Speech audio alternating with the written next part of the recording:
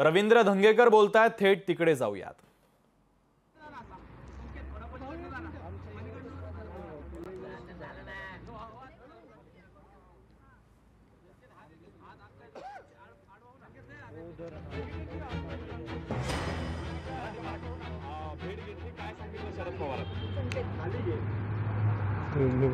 आज होळीच्या सर्व पुणेकरांना शुभेच्छा देतो। आज वाईट वृत्तीचा आज नाश करणार आहेत हिंदू संस्कृतीमध्ये आणि आज महत्त्वाचा दिवस मानला जातो। आज आदरणीय शरद पवार साहेबांची आज आम्ही बैठक घेतली, त्यांचे आशीर्वाद घेतले, त्यांच्याकडून सल्ला घेतला। ज्यांनी देशामध्ये एक मोठं काम उभं केलं, ज्यांना अनेक क्षेत्रामध्ये माहिती असणारं, मग शेतीपासून तर IT क्षेत्रापर्यंत ज्यांनी देशामध्ये मोठं काम केलं, अनेक तरुणांच्या हाताला रोजगार दिला, शेतकऱ्यांना न्याय दिला आणि म्हणून त्यांना भेटणं आणि त्यांचं मार्गदर्शन घेणं हे महत्त्वाचा भाग आहे। आज आम्ही मोहनदादा असतील, आमचे प्रशांतदादा असतील, सर्व पक्षाचे पदाधिकारी या ठिकाणी त्यांना भेटलो। त्यांनी साधारण चर्चा झाली आणि नियोजन कसं करावं हे प्रशांतदादाशी मोहनदादांशी बोललेत। ते नियोजन होईल, सभा कशा घेतल्या पाहिजे, निवडणुकीत कशा पद्धतीने आपण समाजापुढे गेलं पाहिजे, नागरिकांपुढे गेलं पाहिजे हे त्यांनी मार्गदर्शन केलं। आता पुढच्या 2 दिवसामध्ये काँग्रेस पक्ष इंडिया आघाडीची बैठक होईल आणि त्याच्यामध्ये सविस्तर आमचं निवेदन आणि आमच्या सर्व माझ्या सर्वांना एक सगळं निवडणूक प्रक्रियेचा सगळा रोजचा कार्यक्रम येईल आणि त्या कार्यक्रमानुसार आम्ही पुढे जाणार आहोत। पुण्यात सभा घेणार आहेत का पवार साहेब, येतो असं काय म्हणाले? पवार साहेब 6 मतदारसंघामध्ये सभा घेणार आहेत आणि ते म्हणजे जिथं जिथं काय अजून लागेल तिथं तुम्ही मला सांगा आणि 6 मतदारसंघात ते सभा घेणार। हे सगळं रोखण्यासाठी भाजपकडून काही पैलवान जे आहेत ते उतरवले या प्रचारासाठी, त्यांच्याकडे पैलवान आहे, तुमच्याकडे कोण? बघा, आमच्याकडे हे क्षेत्र आहे जे जय बजरंग बलीचं क्षेत्र आहे आणि सर्वसामान्य पैलवान हे गरीब कुटुंबातले असतात आणि पैलवान हे क्षेत्र असे की समाजाचं रक्षण करण्यासाठी पैलवान क्षेत्र आहे। आपण परंपरा, आपल्या ह्या मातीची परंपरा आहे, प्रत्येक घरामध्ये पूर्वी एक पैलवान असायचा आणि तो पैलवान गावचं रक्षण करायचा, शहराचं रक्षण करायचा, कुटुंबाचं रक्षण करायचं, म्हणून पैलवान हा सगळ्यात जास्त। आणि आपण बघितलं असेल तर ह्या सगळ्या काळामध्ये मुरली मोहल्यांनी किती पैलवानला अर्धा लिटर दूध पाजलं ह्याचा हिशोब त्यांनी दिला पाहिजे।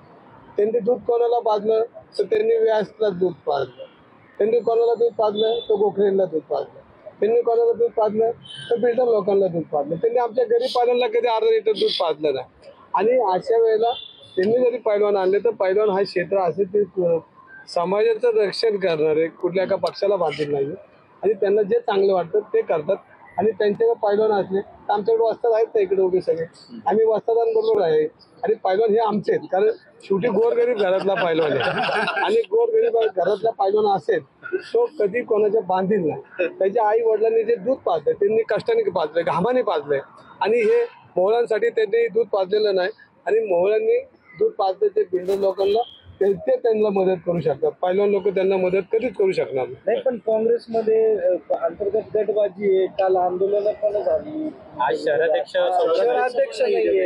नाही, मी काल शहराध्यक्षांशी बोललो, भेटलो, त्यांनी मला जे काही नियोजन आहे त्या नियोजनासाठी सहकार्य केलं। तेही उद्या दादांशी बोलले असतील आणि आमची एक बैठक होईल। आज साहेबांना भेटत होतं, अचानक दादांनी काल आम्हाला वेळ दिली, अचानक आम्ही आलो।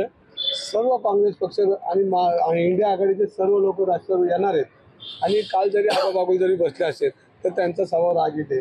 40 वर्ष त्यांनी समाजात काम केले आणि ते उद्यापासून सगळ्यात माझ्या पुढे दिसतील, कारण त्यांचा स्वभाव पुणेकरांना माहिती आहे, कारण आपण सगळ्यांशी गोड वागतात, चिडतात पण गोड वागतात, भेटत लागत नेते ते काँग्रेस पक्षाचे, त्यांना भेटणं गरजेचं आहे आणि त्यांना भेटून आम्ही त्यांना ते मलाच मार्गदर्शन करेन, कारण त्यांच्याकडे मार्गदर्शनाचा खजिना मोठा आहे। तुमच्या विरोधातले उमेदवार असं म्हणतात की गिरीश बापट यांना जेवढं लीड मिळत होतं तेवढंच लीड घेऊन विजयी होणार, हीच गिरीश बापट यांना श्रद्धांजली असेल। बघा, पण त्यांनी सुरू केलं, आपण बघितलं असेल तर गिरीश बापट हे लोकनेते होते, सर्व समावेशक त्यांचं कार्य होतं। पुणेकरांनी त्यांना 5 वेळा आमदार, 1 वेळा खासदार आणि नगरसेवक असं त्यांचा मोठा काळ त्यांचा राजकारणामध्ये गेला आणि राजकारणामध्ये जात असताना त्यांनी कुठेही विरोधी पक्षात किंवा सर्व समाजामध्ये कधी तूट न पाडता एकत्र येऊन त्यांनी राजकारण केलं.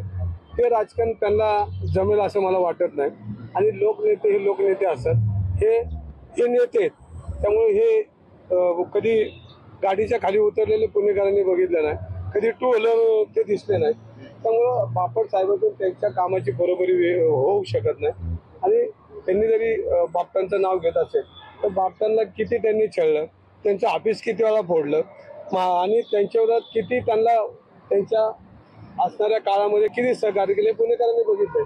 फक्त आता स्वार्थासाठी त्यांचं नाव घेणार आहेत. आणि शरद पवार आमचे नेते मार्गदर्शन घेण्यासाठी आलो होतो. शरद पवारांची भेट घेतल्यानंतर रवींद्र धंगेकरांनी माध्यमांशी बोलताना महत्त्वाची प्रतिक्रिया दिलेली आहे. लोकशाही मराठी ऐका, पहा, जागरूक रहा.